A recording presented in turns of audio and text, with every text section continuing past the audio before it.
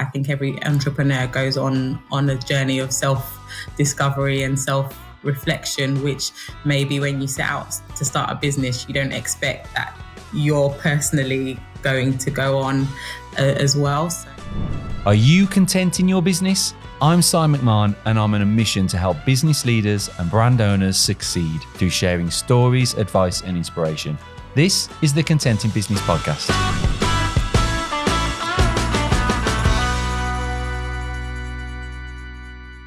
Welcome to Content in Business, where I share stories, advice, and inspiration to help your business succeed and avoid being one of those businesses that fails within the first 5 years or the first 10 years. And we share stories and advice from people such as Abisola Ifasawo. I hope I got that right, Abby. Thank you. Yep, my name's Abisola Ifasawo, and I am the Managing Director of Tegemea, a virtual business support agency here in the UK. I just should have checked the pronunciation before the call. I do apologise for that. But thank you for joining us. It's great to speak to you. First of all, tell us about Tegemea. So Tegemea is a virtual assistance agency here in the UK. We supply virtual assistants to growing businesses with the support of various administrative tasks such as email and diary management, supporting with lead generation. We can support with research, invoicing and bookkeeping, lots of different things, email marketing, kind of supporting you with just your core business activities as well. Whether that might be kind of also support with client onboarding or employee onboarding. Those are some of the things that we can support businesses with. And how does that manifest itself? I mean, in terms of like the communication, is it just direct speaking? Is it via email? Is there a system or? So it's a combination of things. So on the back end, our virtual assistants use Asana, project management tool, to kind of track all of the tasks that they do for their clients. But generally, we try and keep it as kind of relatable as possible. So it is a lot of Zoom calls, or I won't say a lot, but it is based on Zoom calls and messaging and emails, that sort of thing. But what you typically expect working in an organisation, our virtual assistants are kind of integrated into the client's business. How long has the business been running for? 4 years last month. We started just at the beginning of the pandemic in March. Wow. And we were incorporated in April. 4 years. It's been a good journey. Lots of learning, lots of growing. It's definitely not the same as it was when it started, but it's good. I'm pleased with where we're at. Has the journey been everything you expected, or?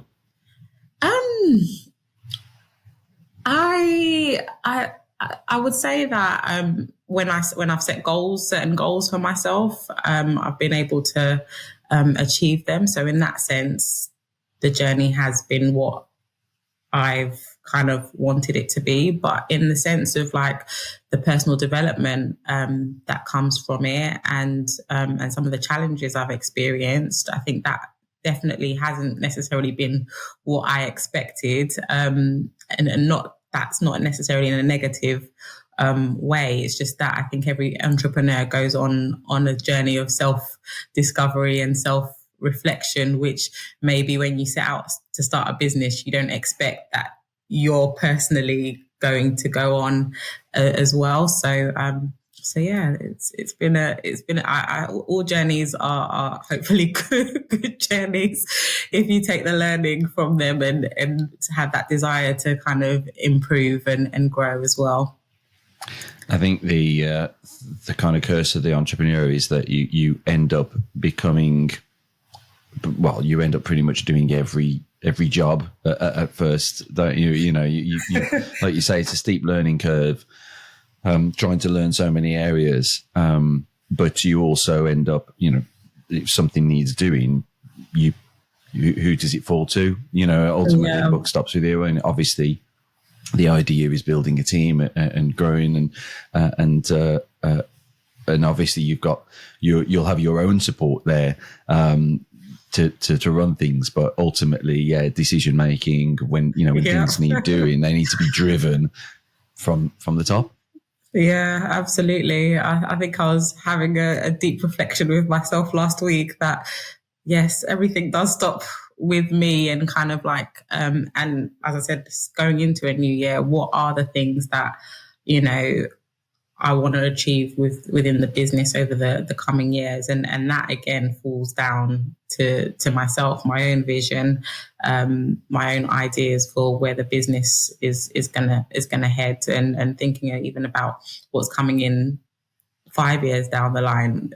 Again, it's me that has to make that ultimate decision. So that sometimes can be challenging, because at the end of the day, you've got to take that risk. You've got to bet on yourself and on what you expect to kind of what you want the outcome to be in the end. And it's the decision, and it's also the drive and the motivation as well. So it's very easy to kind of ride the wave, and actually, you really need to be kind of steering the ship type thing, and kind of pushing it forward. So it's always good to hear when people are looking 5 years out and considering the future, because it's very easy to become reactive and try and just keep up with the workload and keep going day to day. Absolutely, and I think that's where our sort of business tries to kind of help others to become not as reactive by having systems and processes in place. And I recognize that in my reflections last week, I think I did a LinkedIn post around it, is that, we as a business that helps other people's business kind of grow and scale through getting their operations more organized. We ourselves have to be kind of almost the epitome of that when we are behind closed doors, so that we can obviously help our clients do the same. And I would say that for me, when I'm looking at my service quality, thinking about how to take those wins and make sure all the learnings, making sure that those get implemented within the business, that's quite key, and something that we really want to kind of be able to do, so that way we're not always, that's one aspect of us not being reactive to things. It's by seeing, okay, this is an experience that we've had. How can we put processes in place so that way in the future, when this situation arises, we've got a seamless set of processes that would help us sort of navigate those challenges more effectively. Yeah, you've got to walk the talk, haven't you? When you're, exactly like you say, you're offering a service, you've got to practice what you preach. And I'm using all the metaphors here, but we, with Content in Business, I mean, obviously we as a business, Playfair, do content for people, and generally it's on, it's consistent monthly kind of delivery of this of consistent content on time, to brief, high quality. And the first thing that we realized when we created Content in Business was, we've got to make this a client, because actually, the people are going to see, if someone is interested in working with Playfair, they'll see Content in Business, and that's us on the line. So it really needs to represent what we deliver, in terms of the depth of the content and the frequency of that content, and all everything around it. And actually, the first thing that tends to go to we always say this in marketing, is the first thing that goes to that goes off to the side, especially when you're busy, is the marketing of your own business. Don't ask me how long I haven't posted on Instagram for. It goes up, it goes down, it goes up, it goes down. Like you say, you're trying to keep up with the day to day. That's the thing, and it's yeah. But I mean, it sounds like the business is growing really well. What do you think it is that's got you to this point? Has got the business to this point? That's a good question. That is a very good question. I think maybe number one, maybe service quality. I think, well, that's one thing quite a few of our customers have really kind of, have really said about us and not to kind of brag, but I think that has helped in terms of, word of mouth, referrals. So, a lot of our customers have come from our existing customers, who have kind of shared about our business. So that helped during the times that we weren't doing a lot of like outward facing marketing, because that helped for like clients to just come sort of organically. So I'd say that service quality, they always say like once you've got your product or your service kind of to a high standard, it will sort of also speak for itself. So I think that's one thing that has worked. I would say I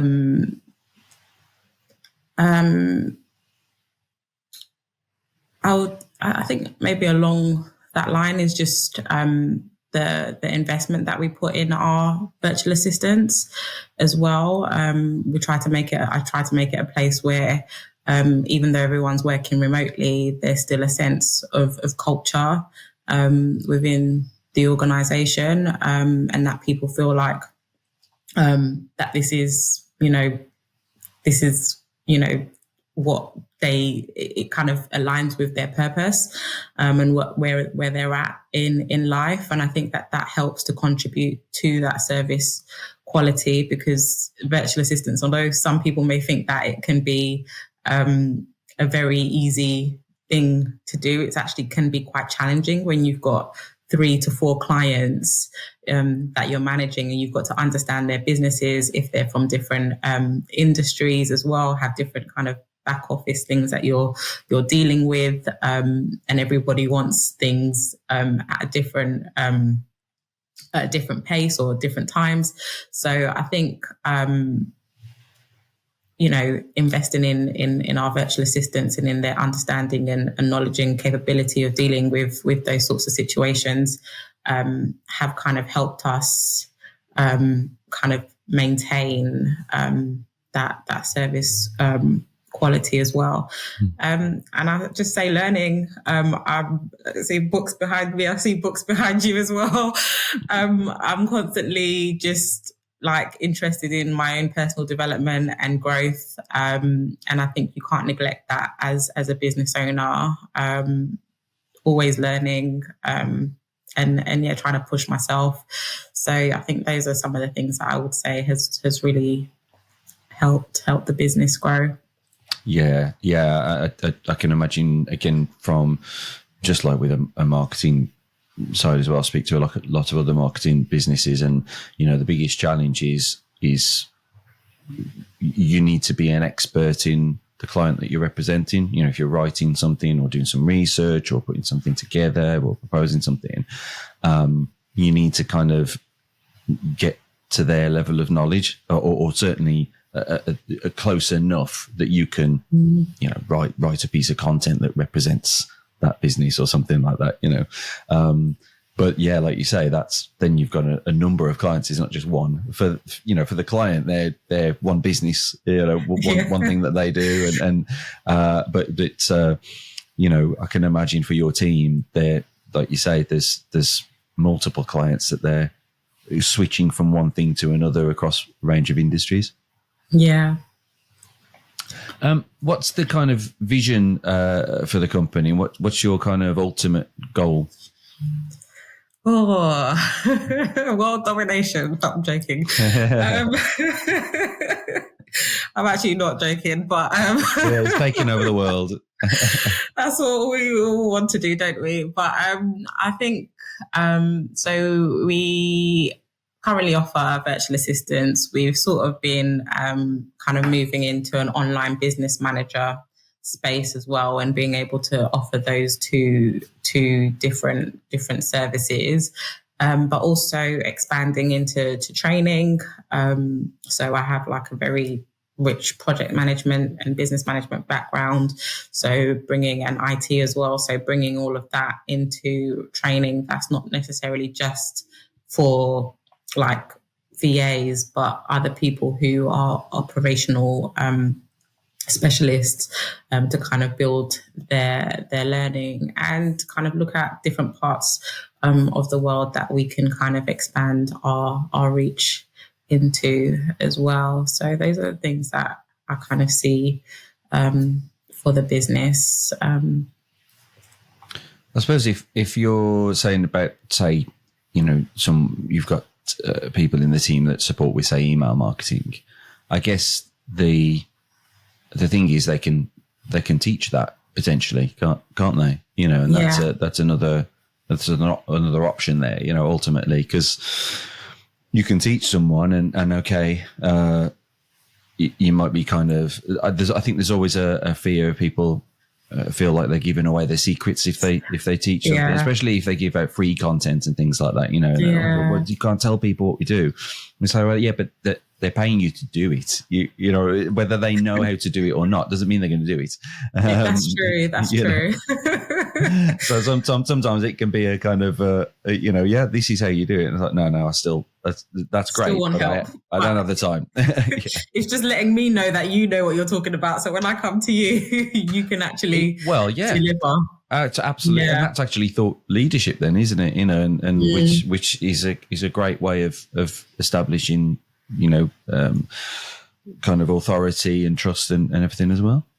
Yeah, I'm going to add that to the list. We've been building like a list of things that we want to kind of build content around, and just like how to sort of videos. So the email marketing, definitely gonna add that to our list of things to teach on.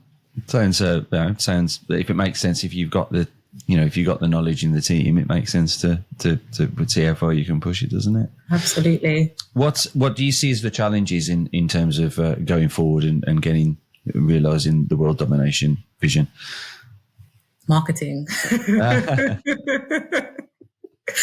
I think that's probably the thing that I am kind of particularly sort of interested in, and begin to realize more and more the importance of it. You need an audience to kind of build, you need to have an audience or find a market to kind of sell your products or to share information and that sort of thing. And I think as I've gone on in my journey and I've kind of seen other businesses around, sometimes you find, or I've seen how, people with larger followings or have built a kind of platform based off of maybe personality or kind of maybe entertainment or that sort of thing, and they've built a large following. Sometimes that has been easier for them to build businesses off of the back of kind of that, or sell, I should say, off of the back of that audience. And where we are a small business and not necessarily have thousands of people kind of either following us, it's how do we build our audience? How do we find the people that are wanting our services? And I think that is the key challenge. Not to say that it's unattainable to understand what those groups are, but actually investing in the resources as well to kind of find those audiences and sustain the level of engagement needed to kind of build that confidence from people. Yeah, I mean, we hear it over and over again. It is because a lot of it is time. You know, the running the business, and once you get good at what you do, yeah, that kind of becomes quite easy.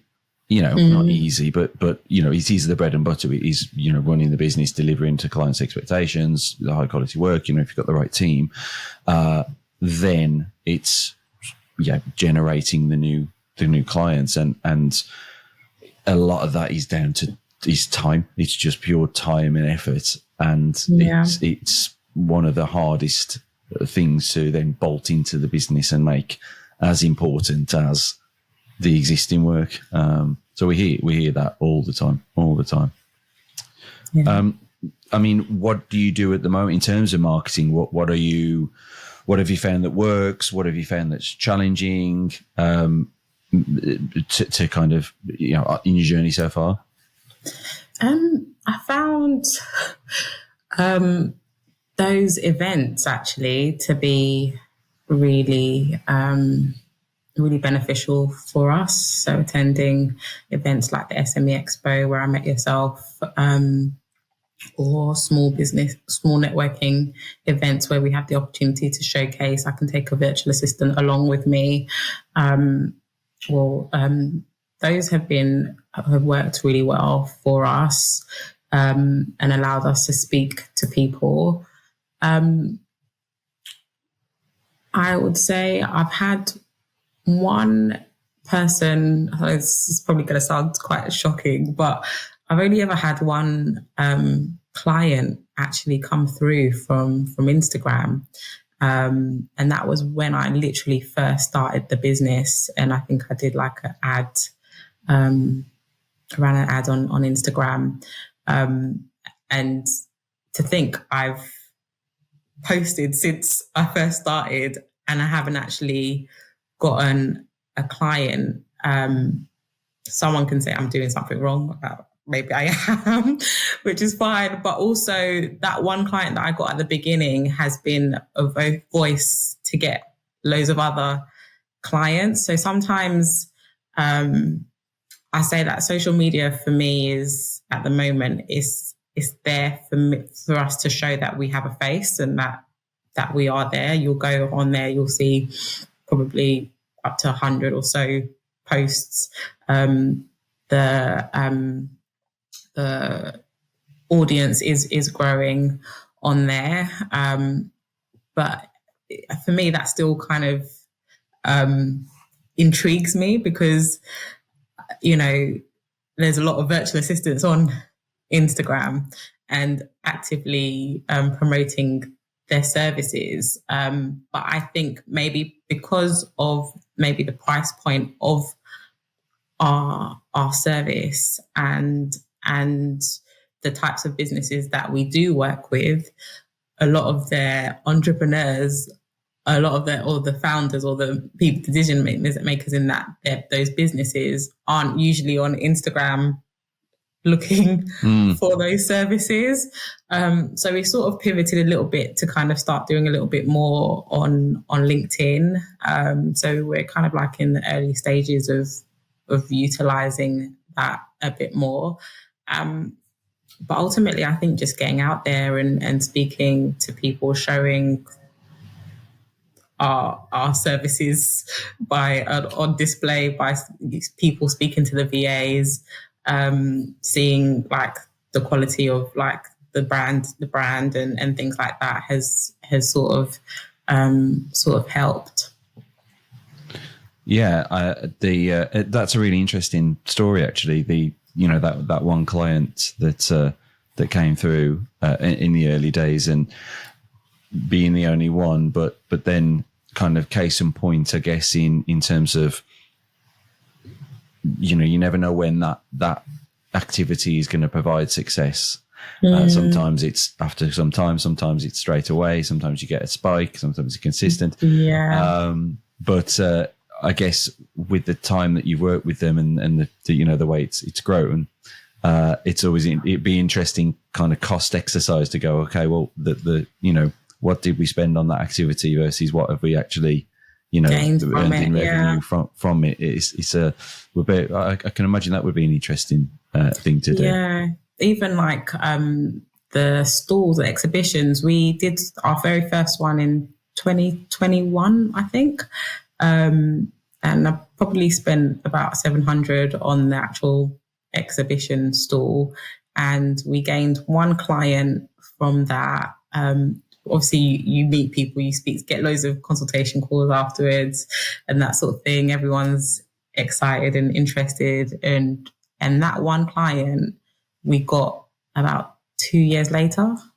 I think she just signed with us. Yeah. But the return from that one client, like what I spent on that stall, I probably double or triple that every month from them. So sometimes it's just about being there to plant the seeds, and maybe Absolutely. That's learning for me in my business, and maybe other people can take them, like you just said as well. Sometimes, you plant the seed and it doesn't water itself just overnight. It kind of like takes time to grow and to nurture and, keeping in contact, building relationships. And I think maybe the email marketing is a way to kind of keep in touch with people and show, the progress of the business, give tips, that sort of stuff. And I think when people are kind of see the value in something, they will always come back, even if it's when they know, because I have got a lot of clients actually that, it takes sometimes about 3 months for them to realize, okay, after the consultation call, I just need to get certain things ready in my business to accommodate the VA, and I'll come back in 3 months, and they do. And sometimes that's just the way it works. That's a case in point again about business development and marketing is so hard to measure, because it would have been so easy to just write off that £700. Exactly. Well, that didn't work, did it? What was the point in that? Yeah. And then lo and behold, 2 years later, it's just proves that it's a tough thing to do, but it is worth doing. No one can ever say, okay, well, what am I going to get from my money then? I spend this much money, how am I going to get? And you go, I don't know, you can't go back to somebody and say, "Oh, I didn't get anything from that. Give me back my money." Come back in 5 years, and I'll tell you. Yeah. But so a final question for me is what's the one piece of advice that you would give to another business owner or someone in your position?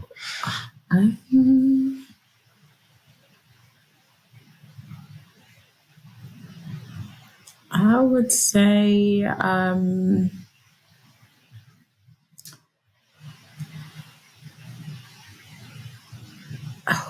good question. I